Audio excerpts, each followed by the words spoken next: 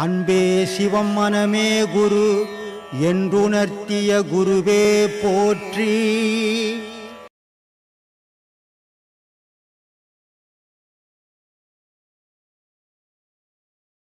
இந்த பாடம்ன்றது அப்படி தான் வீட்டுக்கு என்ன பண்ணிட்டாங்கன்னா, ஆதி காலத்துலலாம் இந்த பாடம் வாங்கினா வீட்டில் இருக்க மாட்டான், காட்டுக்கு ஓடிடுவான், சன்னியாசியாக போயிடுவான், சாமியார். அதெல்லாம் பொண்டாட்டி விட்டுட்டு எவனாலேயா போக முடியும்?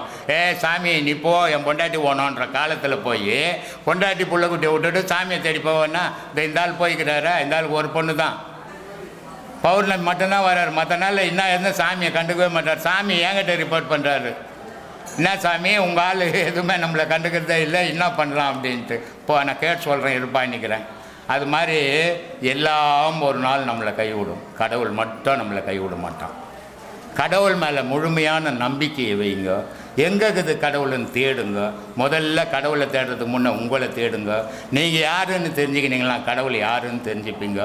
பல வீடியோக்களில் சொல்லிக்கிறேன், முதல்ல உன்னை தேடு, உன்னையே உனக்கு யாருன்னு தெரியாத உலகத்தை படித்த கடவுள் எங்கேக்கிறான்னு தேடுவேன் அப்படின்ட்டு. அதனால் உங்களை தேடு. யார் ஒன்றா என்ன ஒன்றா கிண்டல் பண்ணிக்கிட்டோம், உன்னொரு பாதையிலேருந்து பின்வாங்கவே கூடாது. நான் இந்த பாதையில் ஆரம்பத்தில் போகும்போது பொண்டாட்டி சாப்பிட்டுதா, புள்ள சாப்பிட்டுதா, வீட்டில் சோறுக்குதா தெரியாது, பட்னியும் பைசியமாக கிடப்பாங்க.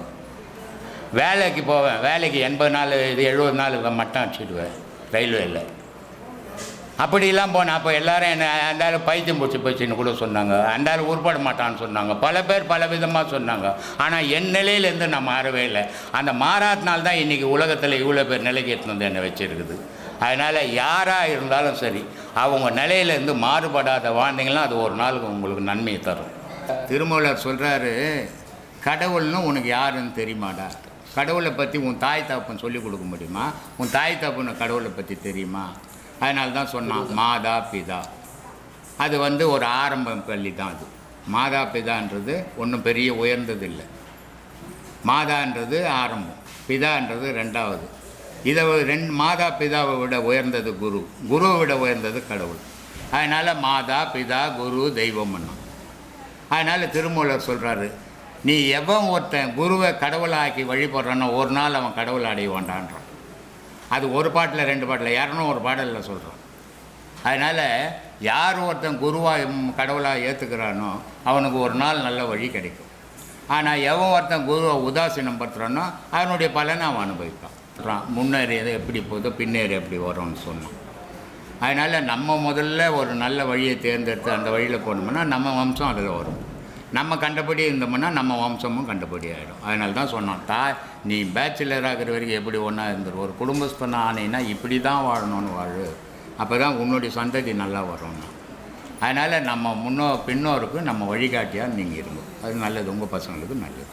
நான் எப்போவுமே கடந்து போனதை பற்றி கவலையே படாதீங்க, ஏன்னா அது திரும்பி வரப்போகிறதில்லை. ஆனால் நிகழ்காலத்தையும் வருங்காலத்தையும் நினச்சி பாருங்கள். நம்ம இப்போ இருக்கிறது நிஜம், போனது போயிட்டோம், இப்போ இருக்கிறது நிஜம். இப்போ நம்ம எதை தெரிஞ்சுக்கணுமோ அதை தெரிஞ்சுக்கணும். வருங்காலத்துக்குள்ளே நம்ம இருப்போமோ இருக்க மாட்டோமோ. அதனால் நிகழ்காலத்தை நினச்சி வாழுங்க. இன்னும் கடந்த காலத்தையும் நிகழ்காலத்தையும் எதிர்காலத்தையும் நினச்சி வாழாதுங்க, நிகழ்காலத்தை நினச்சி வாழுங்க. வாழ்க்கை நிம்மதியாக இருக்கும்.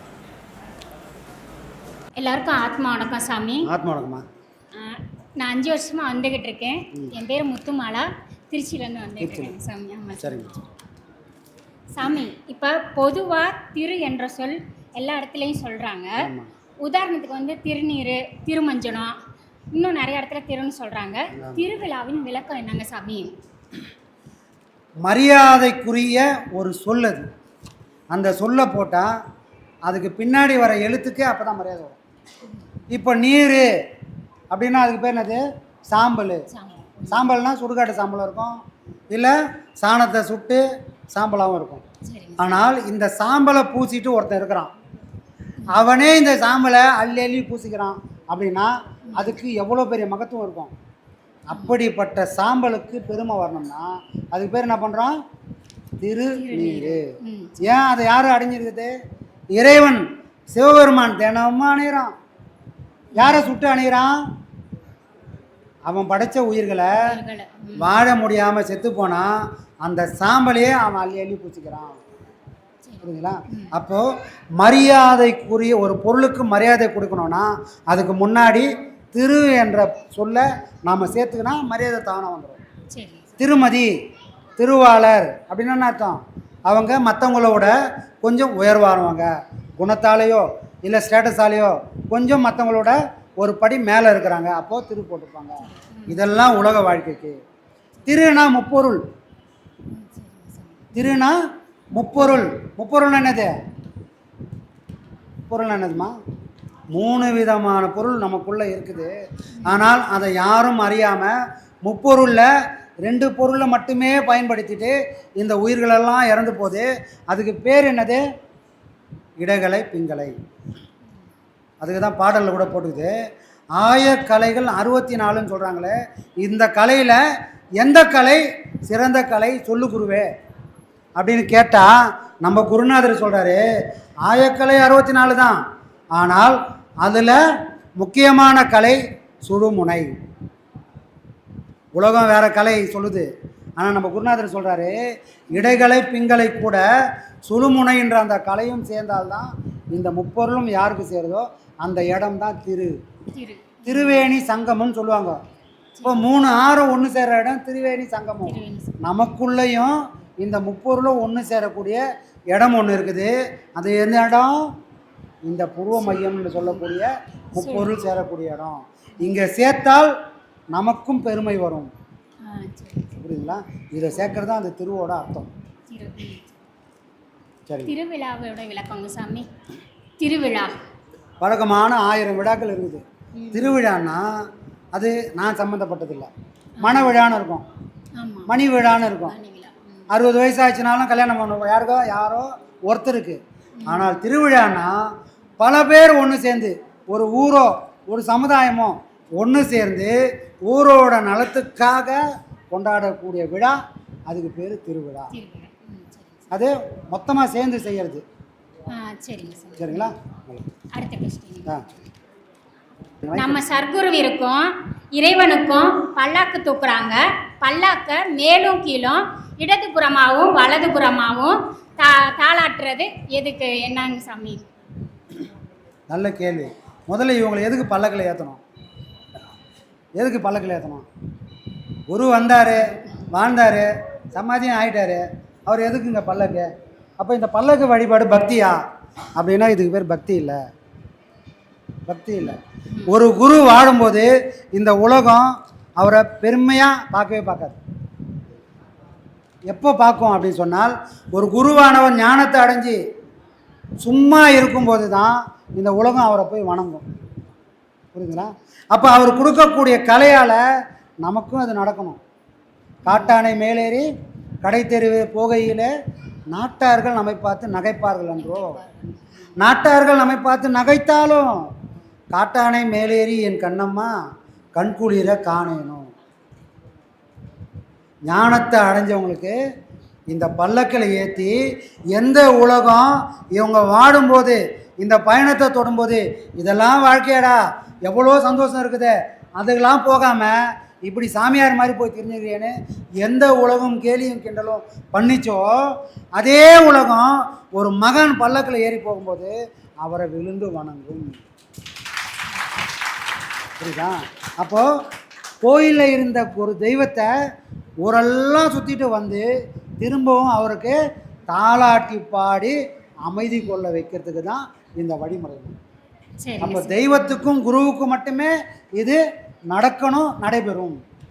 சாமி, இப்போ அன்னதானம் பண்ணுறாங்க. இப்போ நாங்கன்னா வேலைக்கு போகிறோம், காசு வருது, அது தான தர்மம் செய்கிறோம். இப்போ குழந்தைங்கன்னா இருக்கிறாங்க, அவங்களுக்கும் எப்படி இதை கற்றுக் கொடுக்குறது, அவங்க எப்படி செய்யலாம் அப்படிங்கிறது மட்டும் விளக்கம் சொல்லுங்கள் சாமி. நீங்கள் செய்யக்கூடிய நல்ல காரியமாக இருக்கக்கூடிய எல்லா விஷயத்துலையும் உங்கள் குழந்தைகளையும் இன்வால்வ் பண்ணுங்கள். நீங்கள் தான் இப்போ தட்டில் போட்டு கொடுக்கணுன்னா கூட நீங்கள் அதை செய்யாமல் உங்கள் குழந்தைகளே அந்த தட்டில் போட்டு கொடுக்கட்டும். அப்போ அதோட வலிமை அதுக்கு புரியும். அதை வாங்கக்கூடிய முகத்தை அந்த குழந்தை பார்க்கும். எதை கொடுத்தாலும் சந்தோஷம் அடையாத முகம் ஒரு சாப்பாடோ ஏதோ ஒன்று கிடைக்கும்போது இந்த முகம் எவ்வளோ ஆனந்தம் அடையுது, அதை பார்த்து கொடுக்கக்கூடிய முகமும் மலரும். புரியுதுங்களா? இதை குழந்தைங்களுக்கு நம்ம கற்றுக் கொடுக்கணும். சரிங்க சாமி. புரியுதுங்களா? நல்ல விஷயம். தொடர்ந்து நீங்களும் அதை பண்ணுங்க. சரிங்க சாமி, செஞ்சுக்கிட்டு இருக்கேங்க சாமி. சந்தோஷம். ஐயாவோட பிறந்த நாள் 29ஆம் தேதி மாதம் நான் வந்து அன்னதானம் பண்ணிட்டு இருக்கேங்க சாமி திருச்சியில். சரி, சந்தோஷம்.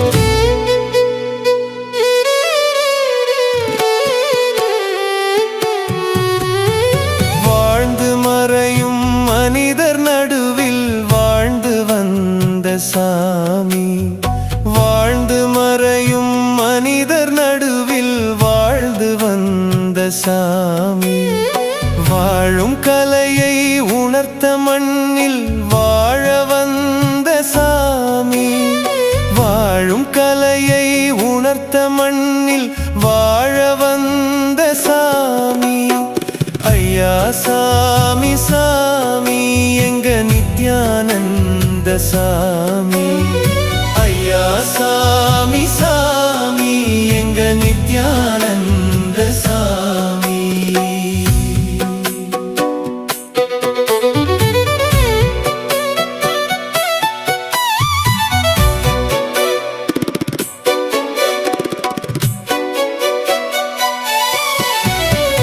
ஆதி அந்தம் அற்றதாக இருப்பதுதான் சாமி ஆதி அந்தம் அற்றதாக இருப்பதுதான் சாமி நித்யானந்தம் என்று இங்கு இருந்தந்த சாமி நித்யானந்தம் என்று இங்கு இருந்தந்த சாமி ஜீவராசி வாசியாசி வாங்க வேண்டும் என்று ஜீவராசி வாசியாசி வாங்க வேண்டும்